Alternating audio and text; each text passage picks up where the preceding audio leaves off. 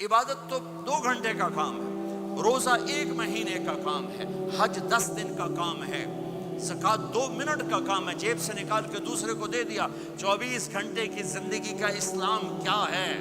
وہ اخلاق ہے، وہ سچائی ہے، وہ پاک دامنی ہے، وہ عزت و آبرو ہے، بڑے چھوٹے کا احترام ہے، خامن بیوی کی محبت ہے، اولاد کا ماں باپ کو عزت دینا ہے، ماں باپ کا اولاد کو عزت دینا ہے۔ یہ میرے نبی کی خوبصورت زندگی ہے۔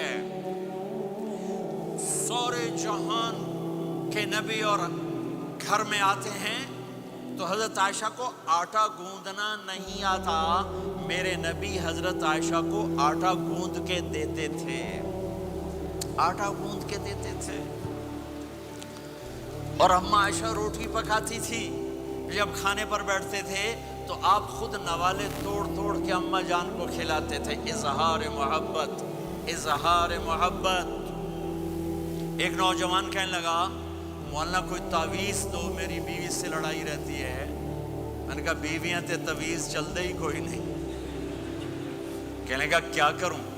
میں نے کہا نبی والا طریقہ اختیار کرو، محبت دو، عزت دو، احترام دو، اور جب کھانے پر بیٹھو 2-3 لقمے اپنے ہاتھ سے کھلا دو۔ کہنے لگا اس سے کیا ہوگا؟ میں نے کہا تو دیکھ لینا کیا ہوگا۔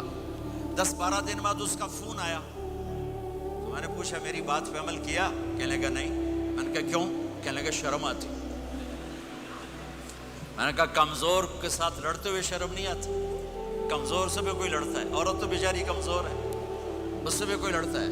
گامے پہلوان کا نام سنا ہوگا بڑی عمر کے لوگوں نے، گاما جو چیمپئن، ورلڈ چیمپئن تھا، اس نے 1910 میں لنڈن میں امریکن پہلوان تھا زبسکو، اس کو ہرایا تھا، اس کو ورلڈ چیمپئن کا ٹائٹل ملا تھا۔